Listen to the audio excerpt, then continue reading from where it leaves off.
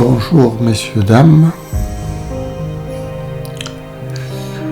Alors aujourd'hui, je vais vous parler d'une expérience personnelle qui m'est arrivée dans la vie. Je me suis aperçu que lorsqu'on expérimente, on obtient des résultats et suivant les résultats que l'on obtient, on réfléchit à pouvoir mieux progresser. En quelque sorte, c'est l'expérience de la vie qui nous apprend à progresser. Et si vous voulez, dans ce cheminement, l'essentiel, c'est donc de faire. C'est en faisant que l'on apprend. Pour faire, j'ai écrit une méthode. Devenez un vrai comédien en 10 étapes, avec tous les exercices, 200 exercices, afin que vous puissiez faire et comprendre le cheminement qui se travaille en vous-même. Comme moi-même, je l'ai fait moi-même. Et j'ai appris comment me régler pour être efficace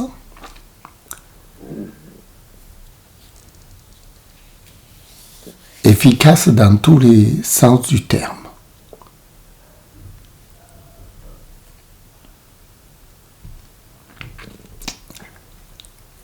Et donc, si on applique une méthode, c'est-à-dire une méthode qui nous fasse agir avec des exercices appropriés, avec aussi une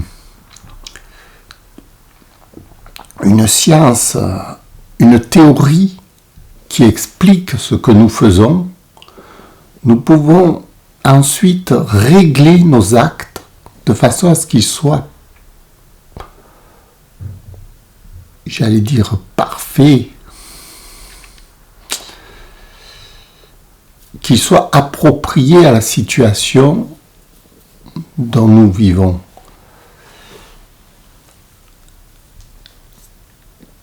L'essentiel dans tout ça, c'est donc d'agir. D'agir suivant un protocole, afin qu'on puisse ensuite réfléchir si ce protocole a bien été suivi ou non. Et l'ajustement permet justement d'évoluer vers ce qui est le meilleur de l'action. Un exemple, tout le monde sait jouer au football, tout le monde peut marquer des buts. Pour marquer un but, il faut avoir le geste juste au bon moment, exactement. Et donc, c'est en faisant des exercices que l'on apprend à avoir le geste juste. Des exercices physiques et des exercices mentaux. C'est là où, justement, il ne faut pas dissocier le mental avec le corps et le corps avec le mental, parce que deux fonctionnent ensemble. Et le secret vient de là, si vous voulez. Il ne s'agit pas de s'exécuter 1000 fois le geste pour avoir le geste juste à la fin.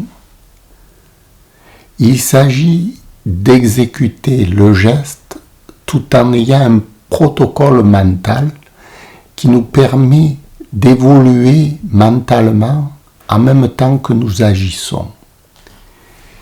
C'est cette dualité du mental et de l'esprit qui fait qu'on a le geste juste à la fin. Pourquoi je vous parle de ça?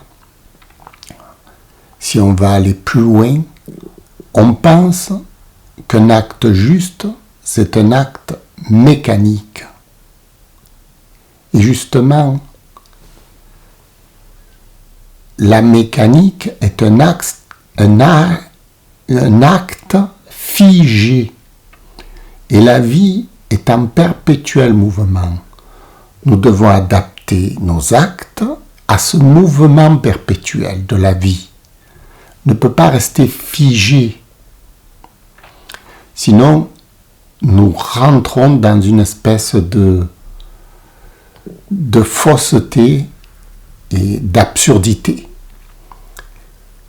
C'est pourquoi un grand comédien, un vrai comédien, s'adapte en permanence à la réalité du moment présent et ne répète jamais la chose qu'il a fait hier ou avant-hier.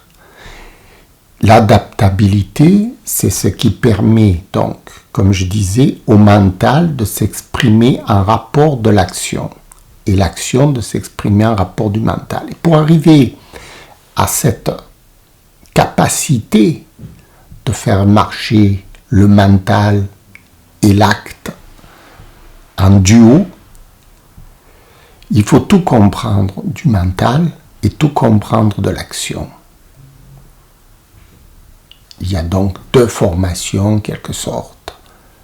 L'action proprement dite, la voix, les exercices de voix, les exercices physiques, tout ce qui est actif, et puis les exercices mentaux. Les exercices mentaux, c'est des exercices théoriques sur lesquels l'esprit va s'appuyer pour ensuite faire réagir son corps en harmonie avec ce qu'il pense. Donc l'acteur doit d'abord penser avant d'agir et non pas obéir bête et méchant. Il doit penser comme un chef d'entreprise quelle est l'action juste qu'il doit accomplir dans le moment T qui va se présenter devant lui. Et non pas obéir à.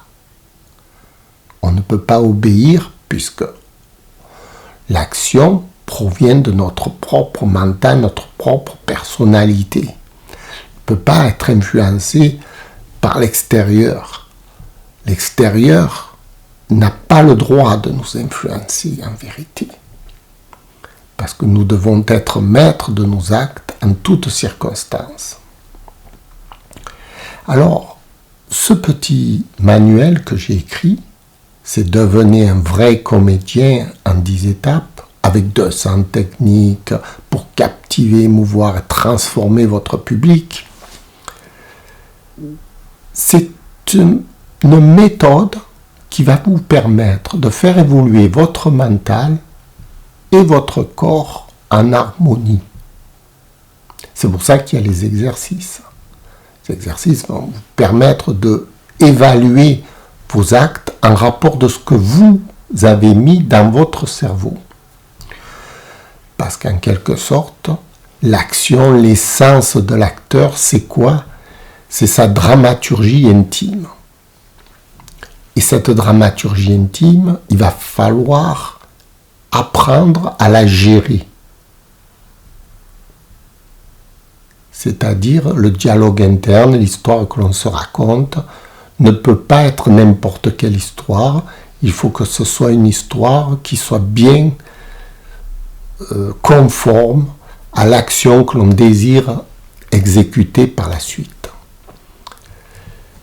C'est là où il y a la mise en scène qui fait preuve justement de raconter cette histoire au comédien de façon à ce que le comédien puisse lui-même se raconter l'histoire qui va pouvoir lui faire réagir dans le moment qui convient.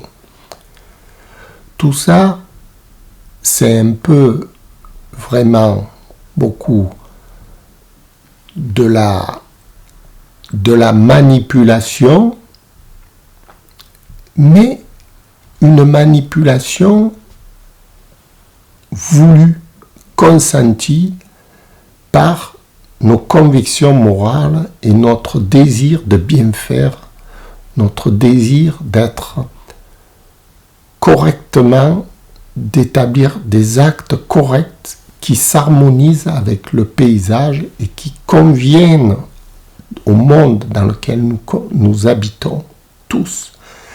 C'est une espèce de régulation de l'être humain, afin que l'être humain soit le moins possible nuisible et soit le plus adapté.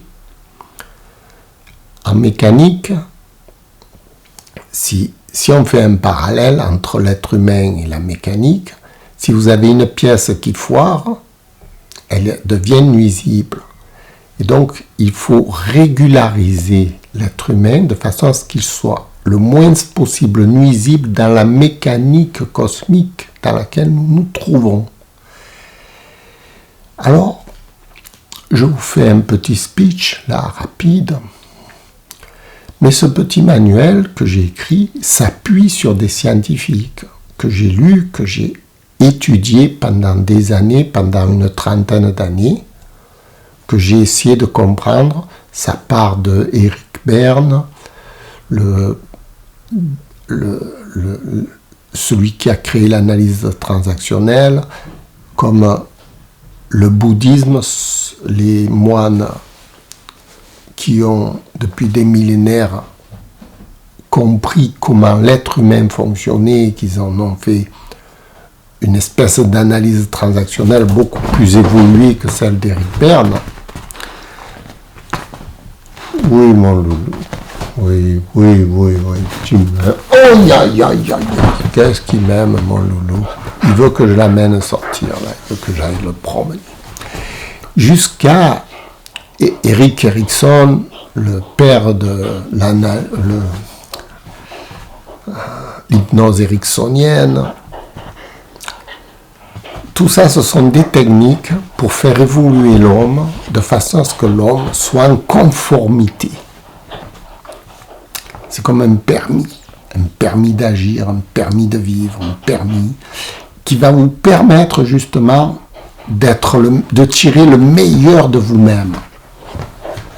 Tout comme un footballeur, quand il veut tirer le meilleur de lui-même sur un terrain de football, il doit allier son mental, son physique. Avec des règles très très particulières. Hein?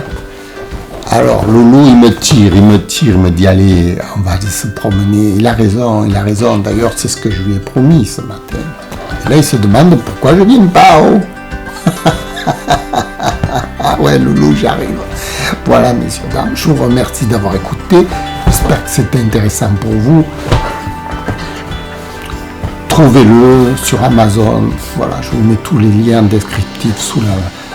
Visionnez-le, lisez-le. Vous allez faire des merveilles. Voilà. Merci. Au revoir.